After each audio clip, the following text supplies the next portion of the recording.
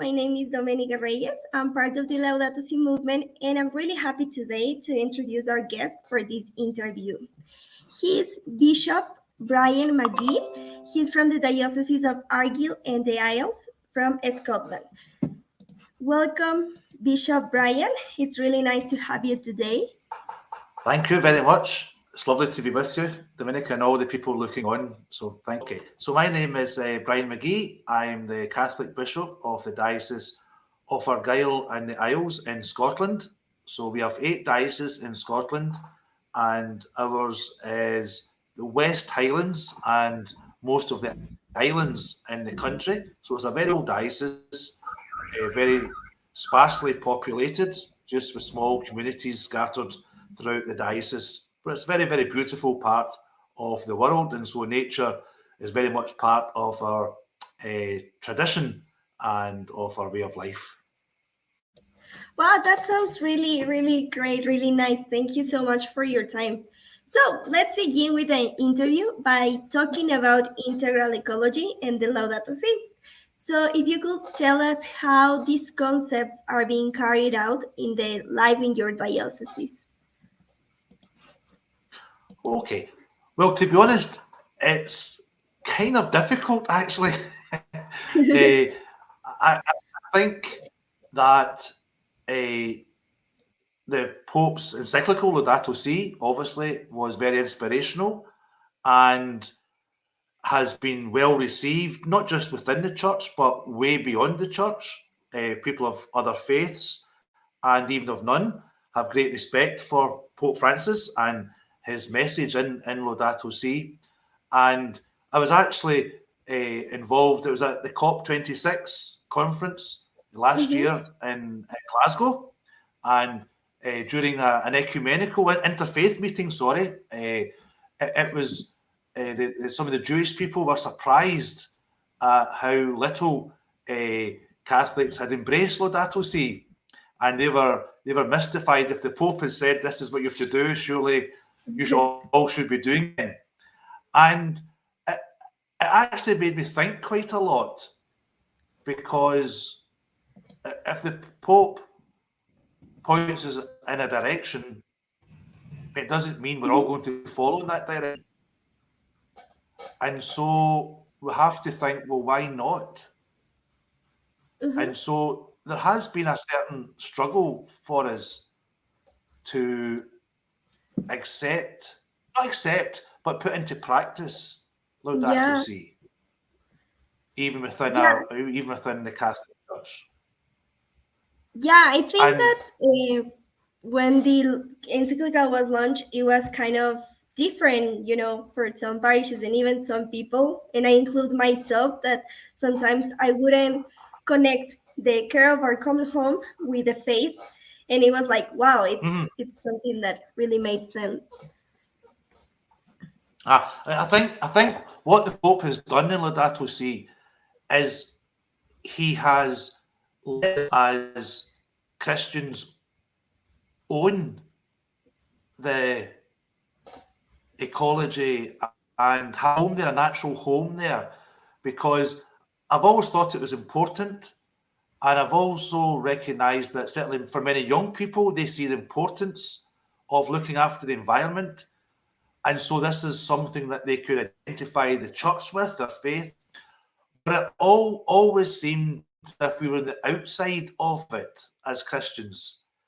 And Pope Francis has reminded us and taught us that it's actually, this is a real core part of our faith, and that people of faith have something really important to offer that's unique even in through Laudato Si, that having a belief in a creator, gives us even much more of a reason why we would take all this seriously, and care for creation.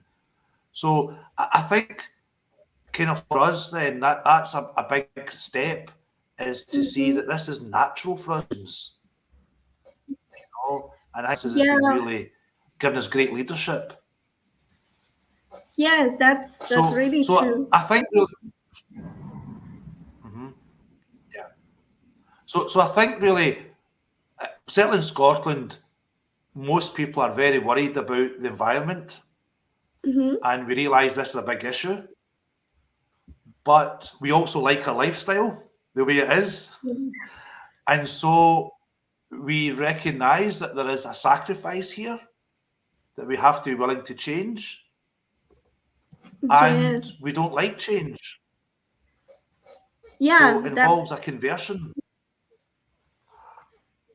yeah, that's a really good point. And yeah, if you could explain a little bit more about this conversion that you were going to talk about, like maybe share a personal experience on how you're living this or starting to live this conversion.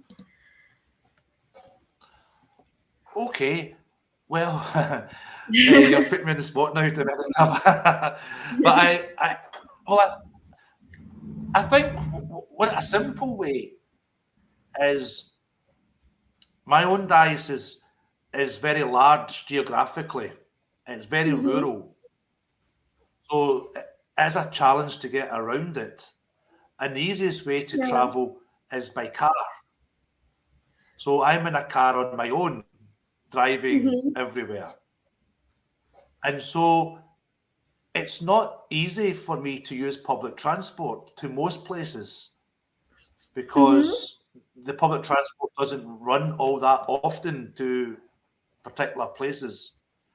But I have been making an effort to do that more, particularly if I'm going down towards Glasgow, then almost always now I'll go by train or by bus rather than by my car. So it's things like that I realise that if I don't need to use my car, then use public transport if it's possible to use it, then that will be my Yeah. preference is to use it. So that's just one Yeah. small example of more careful in how I travel.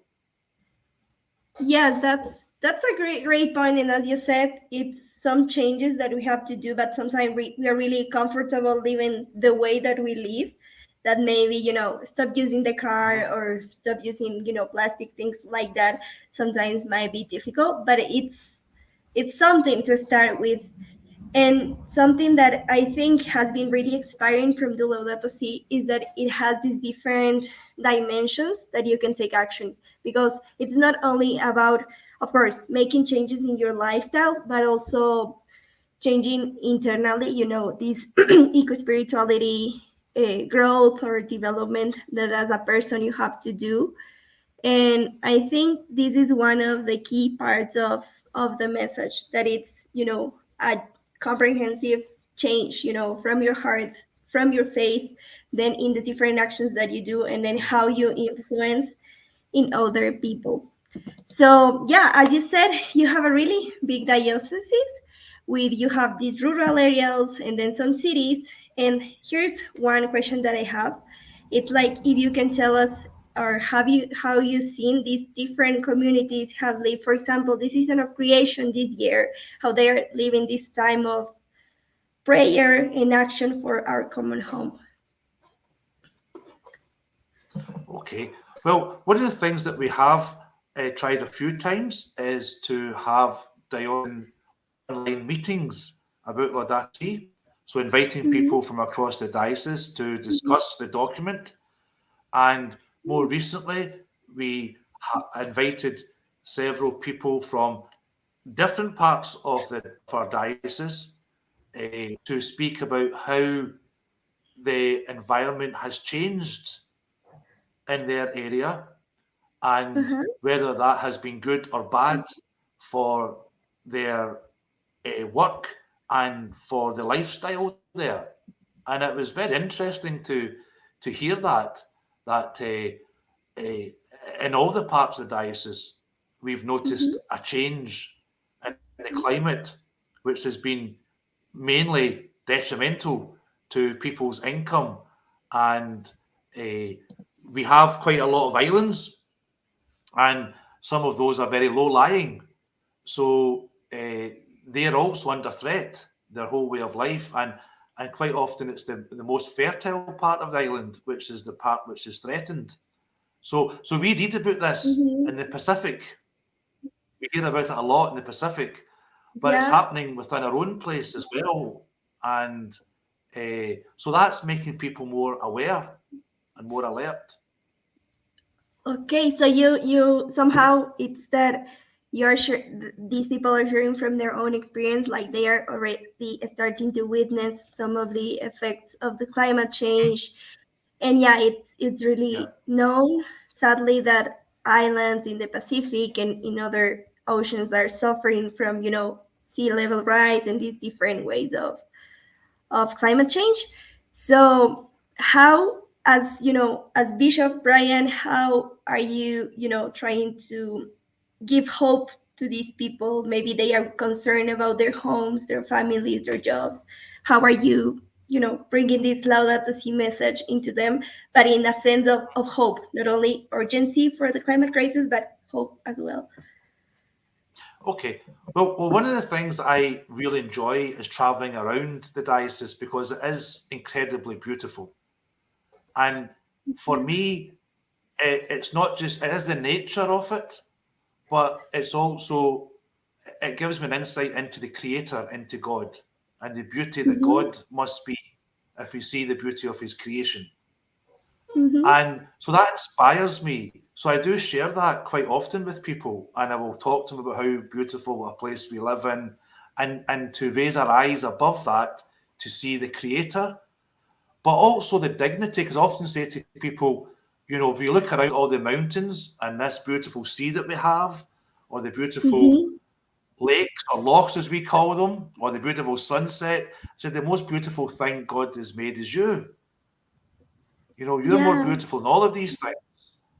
And so I do try to create that awareness among people of their great dignity and beauty as human beings. And Mm-hmm. if I've got that dignity, then so does everyone else.